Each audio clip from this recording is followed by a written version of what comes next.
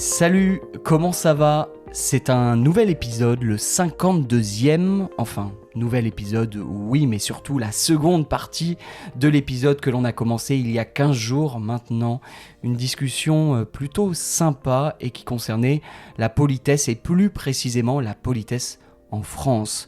Un gros sujet, on peut le dire, une thématique assez large qui mériterait des heures et des heures de discussion, de débat. Alors on a décidé de le faire en 2 fois, en 2 parties.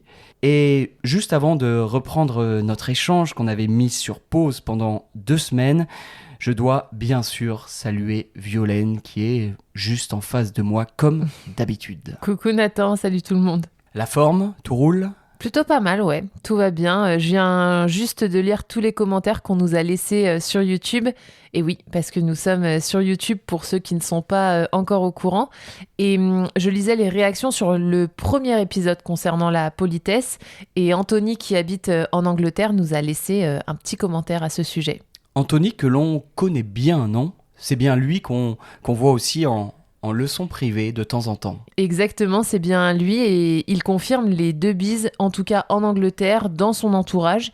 Il dit bien que voilà, ça se passe aussi comme ça pour se saluer.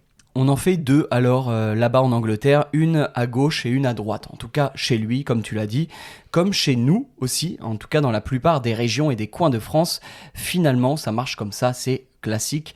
Salut Anthony, un plaisir donc de te lire et merci de participer, de commenter nos vidéos, nos épisodes. Vous le savez, on lit tout, on essaye de répondre aussi, Violaine, de temps en temps quand on le peut. Alors allez-y, vous qui nous écoutez, faites de même, c'est toujours ultra intéressant et enrichissant. C'est clair. Ouais, c'est clair, c'est très enrichissant, donc n'hésitez pas. Et puis, ça nous donne des idées aussi pour les prochaines vidéos YouTube et même pour les épisodes du podcast. C'est sûr, c'est très utile, alors pensez à vous abonner. Je crois que c'est bon, Violaine, on peut maintenant reprendre le fil de notre discussion qu'on avait arrêté donc la dernière fois, après 45 minutes de discussion. Sur quoi ? Eh bien, sur tout simplement ce qui était impoli en France, ce qu'il ne fallait pas trop faire chez nous. Ouais, voire pas du tout, que ce soit dans un lieu public en France, dans un restaurant, dans un bar, dans les transports en commun, mais aussi dans un cadre plus privé, intime, avec nos proches, des amis, des voisins. Voilà, en gros, un peu à tous les niveaux, dans les différents cadres du quotidien. On a essayé d'être le plus englobant, la politesse au sens large, on a essayé de faire ça, mais maintenant, là, tout de suite, on va faire un peu le contraire. C'est ça. C'est-à-dire que j'ai envie qu'on se mette du côté opposé et qu'on soit capable, nous, d'observer ce qui est normal en France, ce qui est très commun, ce qui se passe dans nos relations, dans nos comportements entre nous, les Français, tu vois, mais qui serait ou qui est peut-être vu comme choquant, malpoli, impoli pour d'autres personnes, pour des étrangers notamment. Malpoli, impoli, ça veut dire la même chose. C'est pareil. Voilà. Bref, voilà toutes ces petites choses qui sont acceptables chez nous, mais peut-être inacceptables ou peut-être pas vraiment acceptables pour les gens qui nous écoutent, quoi. Et surtout, restez bien jusqu'à la fin parce que j'ai gardé quelque chose qui me semble tellement français. Je le vois dans le comportement parfois de nos potes, de nos proches, de nos amis et de nous aussi même par moments. Moi aussi, j'ai gardé un truc très très français, c'est marrant. Un truc qui est pour moi aussi très français et on en a déjà parlé tous les deux. Donc si ça se trouve, peut-être qu'on va se rejoindre là-dessus. Peut-être, on verra tout à l'heure. Et puis, on fera un petit jeu aussi, si on a le temps, sur les villes de France considérées comme les plus polies et au contraire les plus impolies. Tu vas voir, c'est rigolo. Comme la dernière fois, on a chacun pris des notes de notre côté. On a nos petits papiers avec nous. Est-ce que vous les entendez quand je les prends comme ça? Ils sont sous nos yeux. Et d'ailleurs, je crois que j'arrive à apercevoir les tiens, Violaine, enfin les quelques idées que tu as marquées. Mais à mon avis, malheureusement, je ne vais pas pouvoir tricher. J'aurais du mal à les voir, à les décoder, ce que tu as écrit. Donc voilà, je crois qu'on va pouvoir y aller. C'est bon ? On y va ? Allez, je suis chaude, je suis prête. Je te pose alors la première question. À ton avis, Violaine, comme ça, qu'est-ce qui te semble acceptable pour un Français, pour une Française, et qui peut-être ne l'est pas ailleurs? Est-ce que tu as une idée?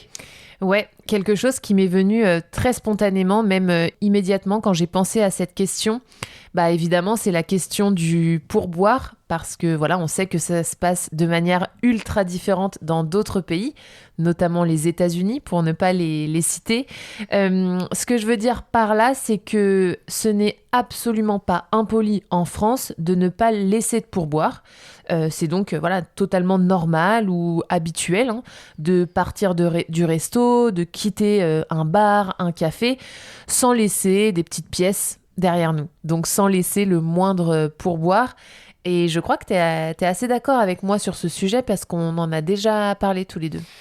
Ouais, je suis d'accord. Il faut rappeler quand même qu'en France, donc, le service est inclus. Donc on le paye déjà quand on paye l'addition.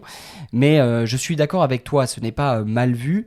Il y a quand même peut-être une petite coutume qui est importante, si on veut, c'est pas du tout interdit donc de ne rien laisser, mais c'est bien aussi de laisser peut-être quelques pièces jaunes, peut-être on appelle ça des pièces jaunes pour parler de quelques centimes. Je croyais que c'était très mal poli, moi, de laisser les pièces jaunes. Ah non, les pièces rouges.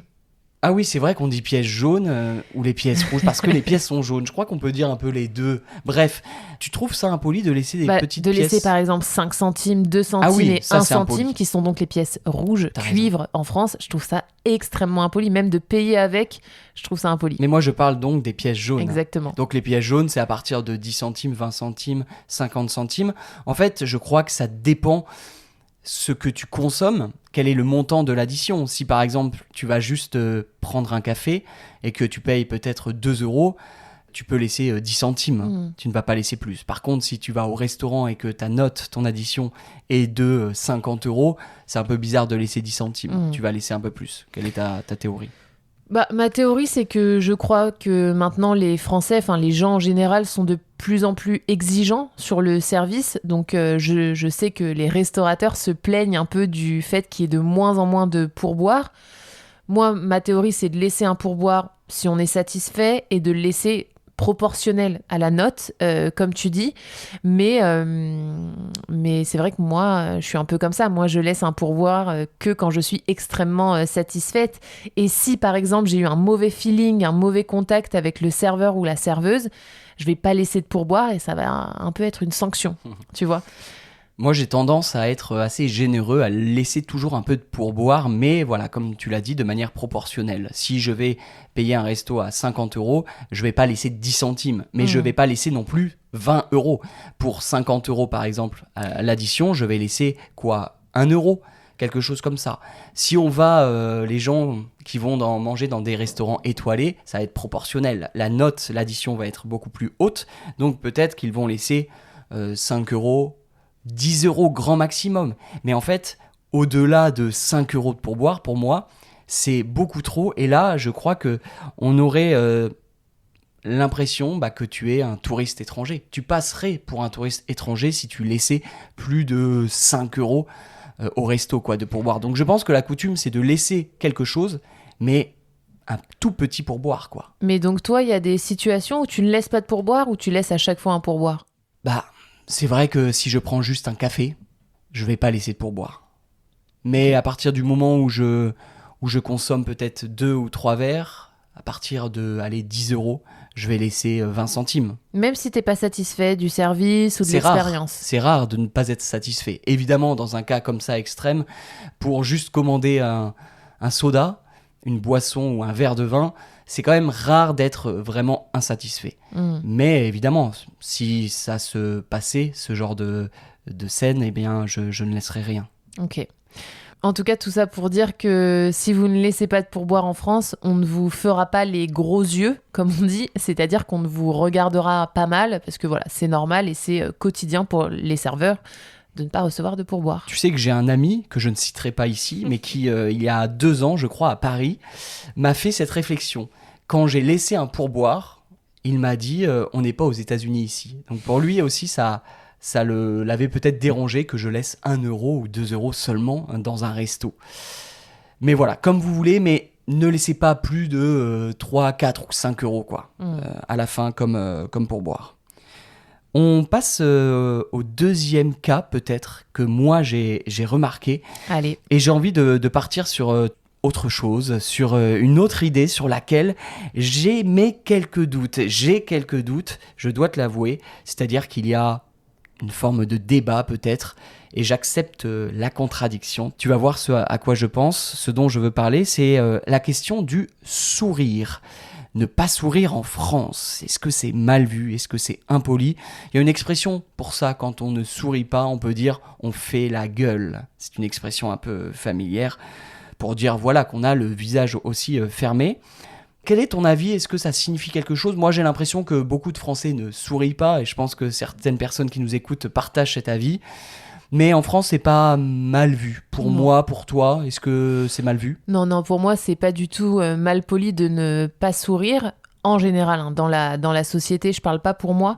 Parce qu'en fait, je pense que pour nous, les Français, on en a déjà parlé dans le premier épisode, les choses polies, c'est des choses verbales. C'est donc dire bonjour, merci, au revoir. C'est pas forcément de sourire qui va être vu comme une politesse automatique. Et je trouve que ça peut être très surprenant en France, parce que quelqu'un peut te dire bonjour, merci beaucoup, s'il vous plaît, avec 0 sourire. Et donc c'est hyper frustrant, il y a un peu une dissonance entre les deux, mais c'est extrêmement commun. Et je trouve qu'on s'en rend encore plus compte quand on vient de l'étranger, ou alors quand on a vécu dans d'autres pays, où le sourire est vraiment une manière de mettre à l'aise ou d'être bienveillant, tu vois.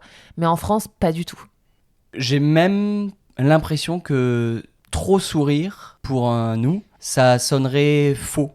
Ce serait vu un peu comme hypocrite, trop expressif. On pourrait même reprocher à quelqu'un comme ça d'être trop expressif s'il sourit. Et au contraire, je suis en train de réfléchir en même temps, mais je crois que si on voit une personne qui fait la gueule, qui tire la tronche, autre expression française pour dire que quelqu'un ne sourit pas, on pourrait aussi plutôt le percevoir comme une inquiétude. On pourrait peut-être s'inquiéter pour la personne et se dire que cette personne qui ne sourit pas est triste, ou quelque chose ne va pas. Mais on va pas dire que cette personne est mal éduquée, mal polie, parce qu'elle ne sourit pas. Je sais pas ce que t'en penses. On aurait de l'empathie en fait pour elle. Ouais, mais même, je crois qu'on regarde même pas, en fait, si les gens sourient ou pas. De l'indifférence. Indifférence à ça, avec une petite précision, une petite réserve que j'ai envie d'émettre quand même. Je le fais souvent dans les épisodes, mais je crois encore qu'aujourd'hui, en France, et en général dans le monde, on attend que les femmes sourient plus que les hommes. Ça, on le voit peut-être dans le quotidien. Quand on est une femme, je le ressens plus. Tu me diras ce que t'en penses toi après. Qu'on va te dire, pourquoi tu souris pas, tu fais la gueule, ça va pas. Ou même dans la rue, parfois, quand quelqu'un vous parle et qu'il ne vous connaît pas. Un petit sourire, mademoiselle, un petit sourire, madame. Tu vois, on attend quand même un peu plus que les femmes sourient, sinon elles paraissent un peu prétentieuses, un peu froides, et c'est quelque chose qu'on retrouve moins chez les hommes. Voilà, c'est une petite nuance que je voulais apporter sur ça. Tu as raison, ça reste encore ça. On entend ce genre de réflexion.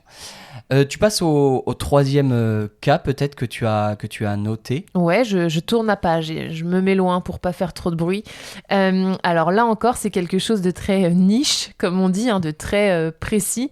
J'ai remarqué quelque chose. Alors là, je parle dans la vie de tous les jours, vraiment au quotidien. C'est super présent. Il suffit d'entrer dans un resto pour l'observer. C'est que maintenant, quand même, on pose les coudes sur la table. Donc, pour expliquer, les coudes, c'est la partie qui se trouve sur le bras. En fait, on en a 2, un sur chaque bras. C'est au milieu du bras. Voilà, c'est au milieu du bras. Ça sépare donc l'avant-bras et le haut du bras. Et ça nous permet de plier le bras. Voilà, ça c'est le coude.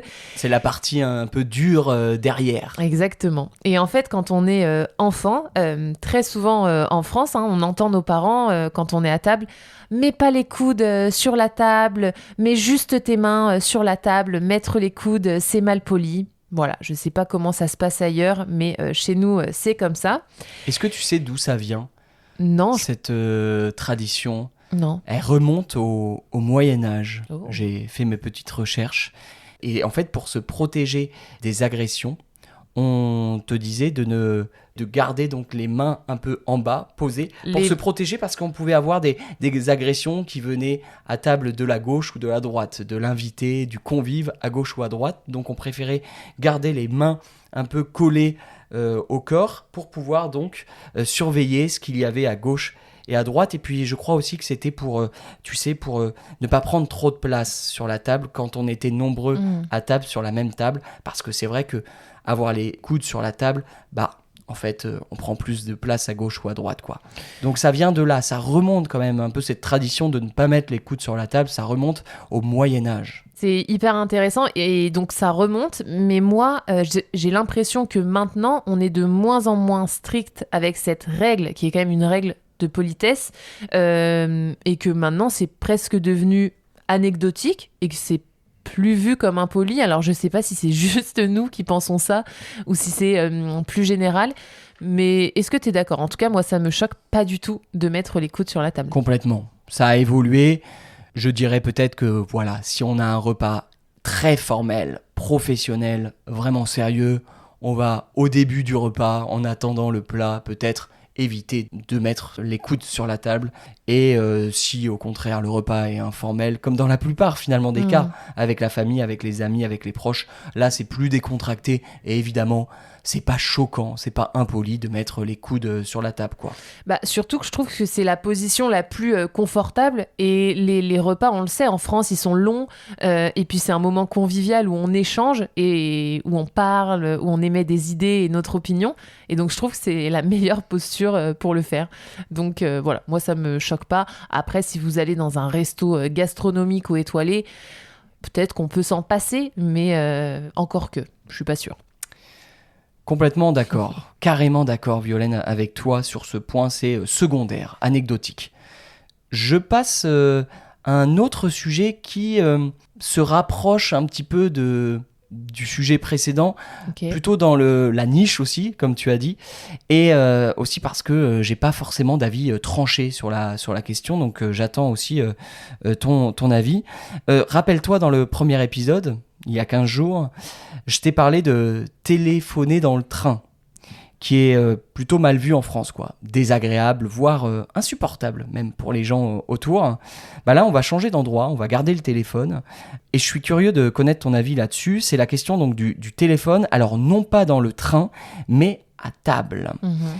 Et je vais être encore plus précis, je vais te dire de laisser le téléphone posé sur la table devant soi, quoi, à côté de ton assiette, pendant que tu manges au resto, tu vois, entre le sel et le poivre. Le poser comme ça sur la table, j'ai l'impression qu'on le voit de plus en plus dans les repas pro, mais aussi perso. À chaque fois, même au resto, tu vois des téléphones comme ça, des portables sur la table.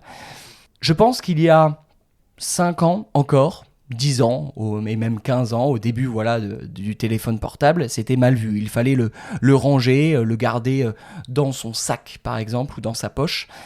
Maintenant, on le voit partout. Qu'est-ce que t'en penses? Est-ce que c'est toujours considéré comme impoli? Laisser son téléphone sur la table, donc juste avoir son téléphone sur la table, je pense pas que ce soit vu comme impoli, mais parce qu'en fait, c'est triste à dire, mais le téléphone, il fait partie de notre quotidien, et donc même quand on est à table, il peut nous être utile. J'ai plein d'exemples qui me viennent en tête, mais par exemple, on veut prendre une photo du repas, du moment qu'on est en train de partager. On sort notre téléphone, on a notre téléphone. On veut noter un rendez-vous, on le fait sur notre téléphone, tu vois. On veut vérifier une info, je sais pas, on a un débat, on parle d'un sujet tous ensemble à table, et je veux vérifier une info. Je le fais sur mon téléphone. Mais même au resto ? Ouais, même au resto. Et je pense que par contre, ce qui peut encore être très impoli, c'est de répondre au téléphone au resto, ou même quand on est à un repas avec des gens, parce qu'on a encore l'idée, comme je disais, que le repas, c'est un moment convivial où on partage, et on n'a pas envie d'être coupé par un téléphone, un coup de fil, un coup de téléphone. Et d'ailleurs, très souvent, pour se justifier de répondre au téléphone à table, on va dire « Ah mais désolé, là je dois le prendre parce que c'est vraiment hyper important. » Je dois prendre l'appel. Je dois prendre l'appel.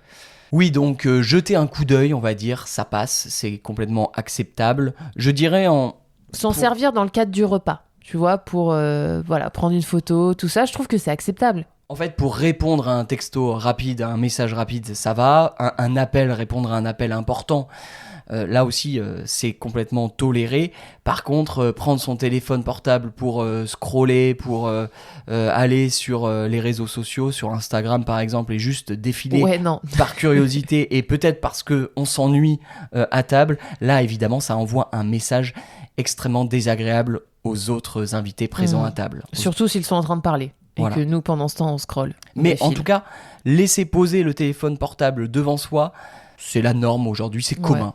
C'est l'évolution de la société, quoi. C'est à moi. Et je crois que je vais aborder un thème qui intéresse énormément nos auditeurs, quelque chose que vous remarquez souvent, que nous, on remarque évidemment au quotidien.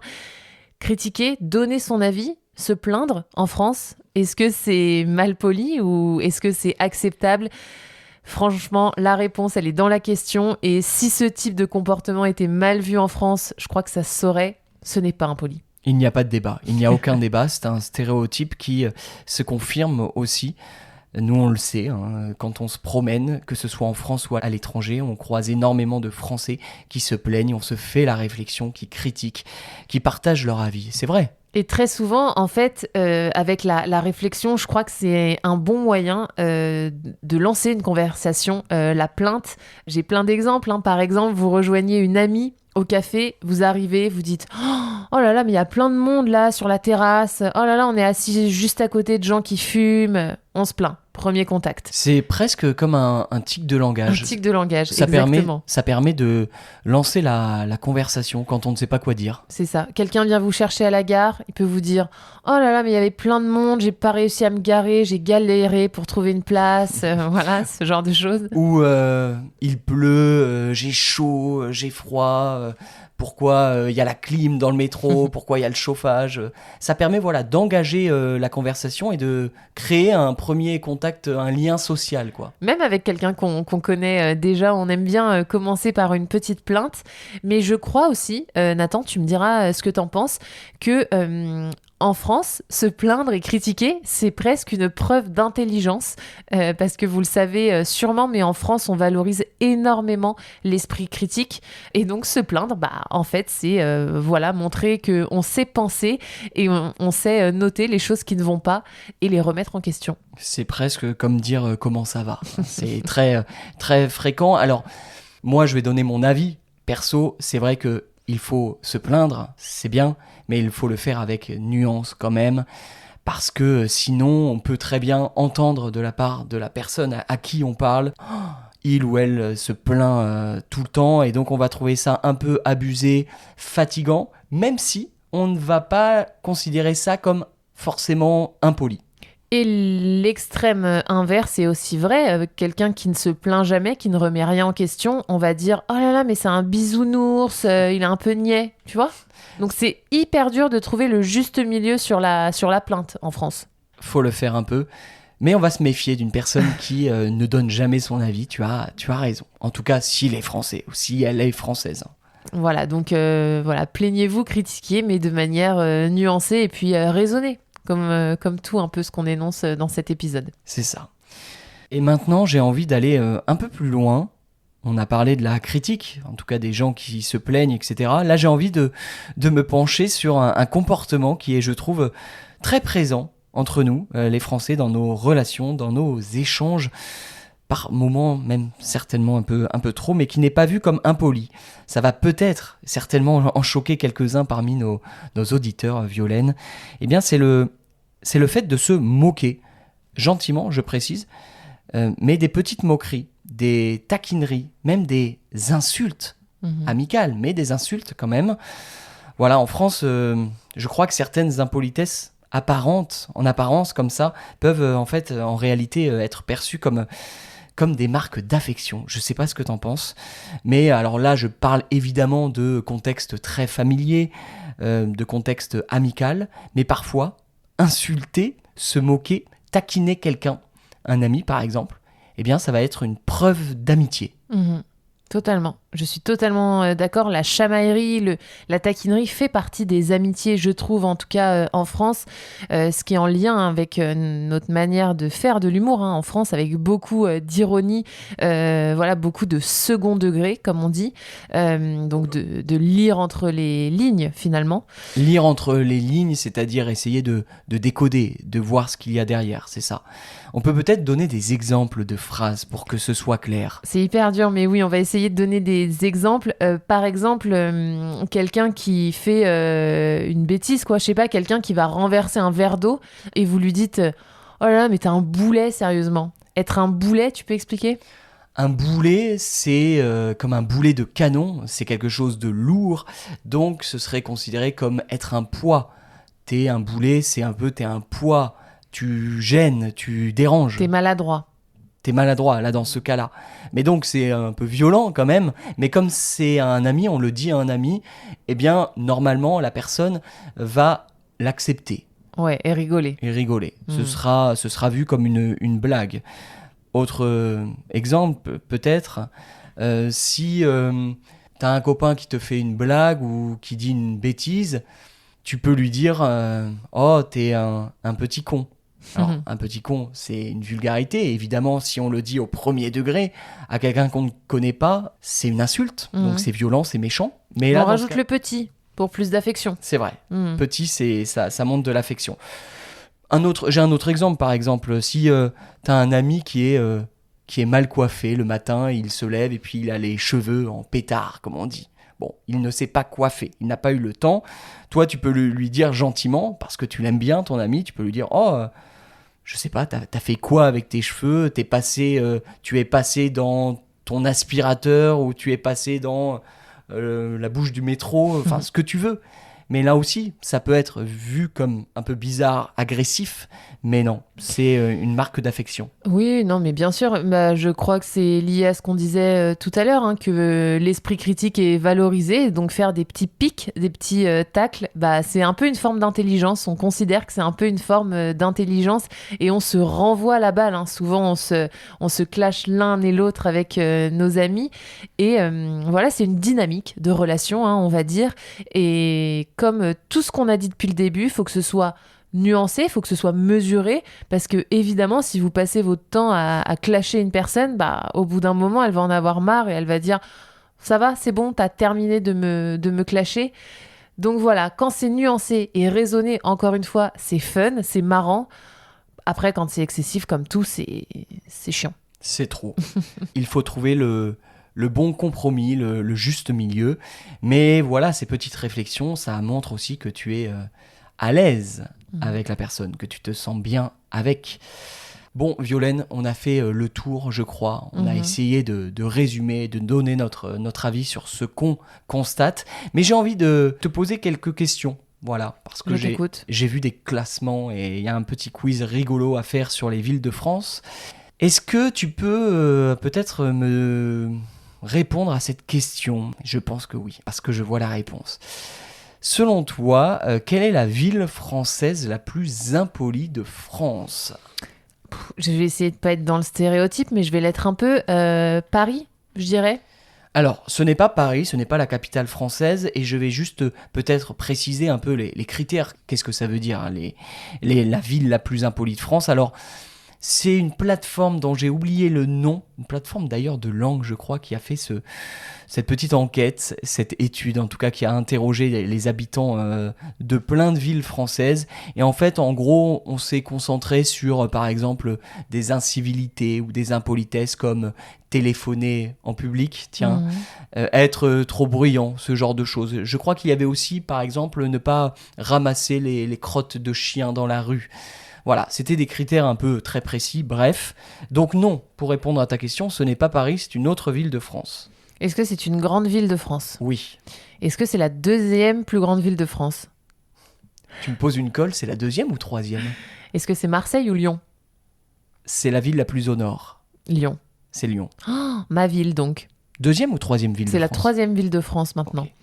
Okay. Donc Lyon est la ville la plus impolie de France. Tout à fait. Ok. Est-ce que tu avais remarqué ? Non. Et au contraire, donc, la ville la plus polie de France, toujours selon cette étude. Est-ce que c'est une ville du sud de la France ? Toujours. Ok, donc c'est une ville, j'imagine, un peu propre, comme ça, puisqu'on parle de crotte de chien. Est-ce que c'est Nice ou Aix-en-Provence ? Non, on est plus à l'ouest. Toulouse ? Toulouse. Oh, Bien joué. j'adore Toulouse, donc Moi aussi. je valide. Je n'avais pas remarqué ça non plus. Mais quand j'irai la prochaine fois, je ferai attention. Et enfin, dernier classement assez rigolo, assez drôle. Ah tiens, c'est le classement des villes les moins généreuses de France. Il y a eu un classement aussi. Et là, le critère, tiens, c'est sur le pourboire. Quelle est la ville où on laisse le moins de pourboire dans un resto ou dans un bar ? Est-ce que c'est Bordeaux ? Non, alors là, on va dans le nord. Enfin, Ah. on va dans le nord de la France. Dans le nord-ouest, allez. Nord-ouest ? Ok, Rennes ? Bien joué. Oh là, super. J'avais pas remarqué. Je sais pas ce que valent ces classements, Non. mais bon. 53% des gens ne laissent jamais de pourboire à Rennes. La moitié des Français, voilà. Et j'ai vu une stat dont j'ai oublié de parler tout à l'heure, pour être totalement complet, mais 2 Français sur 5 ne laissent jamais de pourboire en France. Donc voilà, c'est pas impoli, 2 Français Non, c'est pas impoli. sur 5, ça va. Hein. Ok.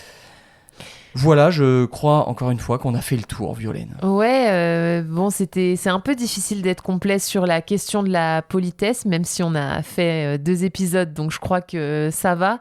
Mais c'est vrai que c'est une notion subjective, hein, même au sein d'un pays, d'une culture et d'une société. C'est clair, elle peut varier cette notion, elle peut évoluer et ne pas être perçue évidemment de la même manière. Donc on le répète, on a essayé de se rapprocher le plus de la réalité, mais c'est possible que, Violaine, les gens qui nous écoutent perçoivent les choses un peu différemment. Bah justement, la transition est parfaite. On a hâte de vous lire à ce sujet, de connaître votre avis sur la question. Avez-vous remarqué certaines choses en France à ce sujet et tous ces comportements dont nous, on a parlé dans ces 2 épisodes, comment ils sont perçus chez vous ? Est-ce qu'ils ont la même résonance dans vos pays respectifs ? Dites-le nous en commentaire, s'il vous plaît. On vous lira et on vous répondra si on a le temps, comme d'habitude. Merci et à très vite. Ciao.